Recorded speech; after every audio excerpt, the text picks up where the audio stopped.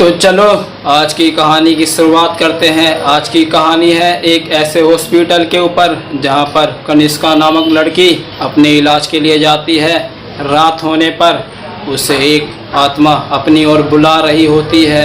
तो ये सब कैसे हुआ और वो कनिष्का कैसे हॉस्पिटल गई, तो चलो इस सब की शुरुआत करते हैं। आप सब हमारे वीडियो में बने रहे। सावन का महीना चल रहा था। गांव में बहुत जोरों से बारिश हो रही थी। गांव में जोरों से बारिश होने के कारण सभी लोग उस भयानक अस्पताल में अपने इलाज के लिए पहुंच रहे थे, लेकिन वहां अनचाहे घटना हो रही थी।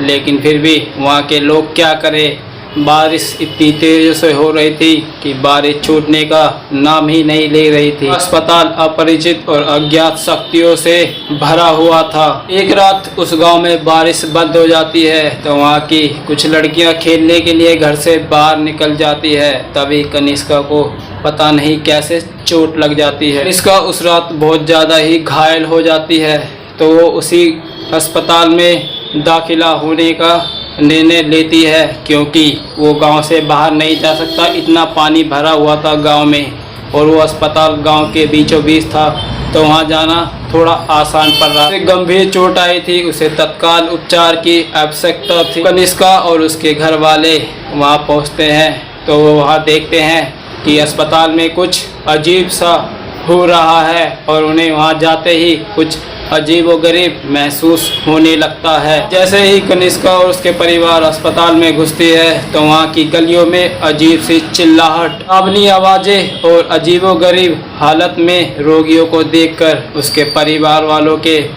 होश उड़ जाते हैं और वो सोचते हैं कि यहाँ से इलाज नहीं करवाए। लेकिन क्या किया जाए, इलाज करवाना तो बहुत ज़्यादा ही आवश्यकता थी। वो उस अस्पताल के पर्ची बनाते हैं और उसे एक अलग कमरे में रखा जाता है।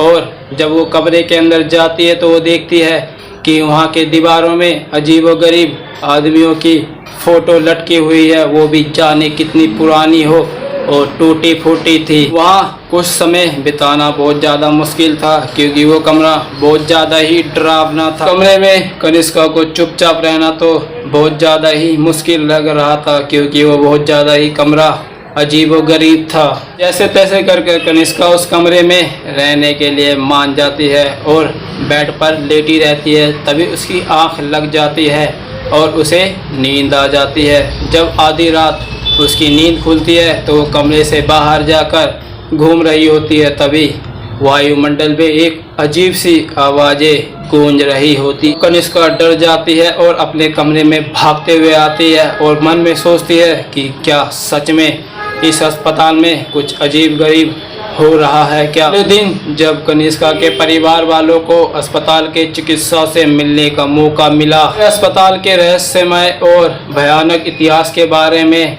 उनसे पूछने के लिए अब तैयार हो गए थे, क्योंकि उन्हें पिछली रात कुछ अजीब महसूस हुआ था। उनके परिवार वाले चिकित्सा से बात करने लगे। तभी चिकित्सा ने बताया कि कुछ साल पहले इस अस्पताल में एक भयानक वारदात हुई थी। चिकित्सक ने उनके परिवार वालों को बताया, एक पुराने अस्पताल के कर्मचारी ने दिमागी तनाव के कारण अस्पताल के सभी मरीजों को रात के समय मार दिया था। सभी मरीजों को मारने के बाद वो अपने आप को मारने का प्रयास किया था। चिकित्सक ने उसके परिवार वालों को कहा, इस घटना के बाद भूतों और दुष्ट आत्माओं की आवाज़ें सुनाई देती है। कई बार तो हमें भी वो आत्माएं परेशान करती है और मारने की कोशिश करती है। और तो और वो आत्माएं बस इतना ही पूछती है कि वो रमेश किधर गया और हमें उसने क्यों मारा, हमें इस बात का जवाब चाहिए। अब तक रमेश के साथ साथ कई कर्मचारियों की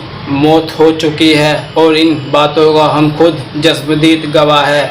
ये चिकित्सक उनके परिवार वालों को बोलते हैं। कई लोगों ने इन आत्माओं और अजीब सी आवाज़ों की रिपोर्ट भी की है। सब घटना होने के बावजूद कुछ बहादुर लोगों ने इस अस्पताल को आगे बढ़ाने यानी कि चलाने का फैसला लिया था। इस वजह से ये अस्पताल अब तक जारी यानी कि चल रही है। कनिष्का का इलाज जारी रहा। अब रात हो जाती है और कनिष्का अपने बेड पर सो रही होती है। आधी रात होने पर एक अजीब सी आवाज़ आती है और उस कनिष्का की आंख खुल जाती है उस आवाज़ से। तभी वो अपने दरवाजे के पास देखता है तो एक आत्मा उसे अपनी ओर बुला रहा होता है। कनिष्का ने उसे देखा और देखा कि वह व्यक्ति घोर भयानक सा लग रहा था। उसकी आंखें लाल और उसके मुंह से खून टपक रहा था और उसके तो गर्दन से भी खून निकल रहा था। अब कनिष्का डर के मारे कांपने लगती है और उसी वक्त पुलिस को बुला लेती है।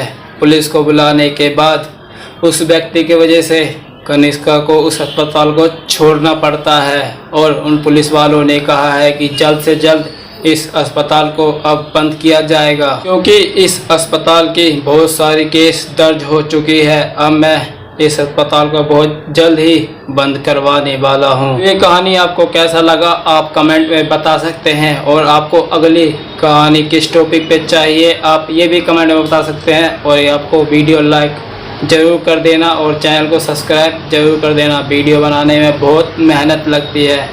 तो जब तक के लिए बाय बाय, मिलते हैं किसी अगली भूतिया कहानी में। ये कहानी सिर्फ मनोरंजन के लिए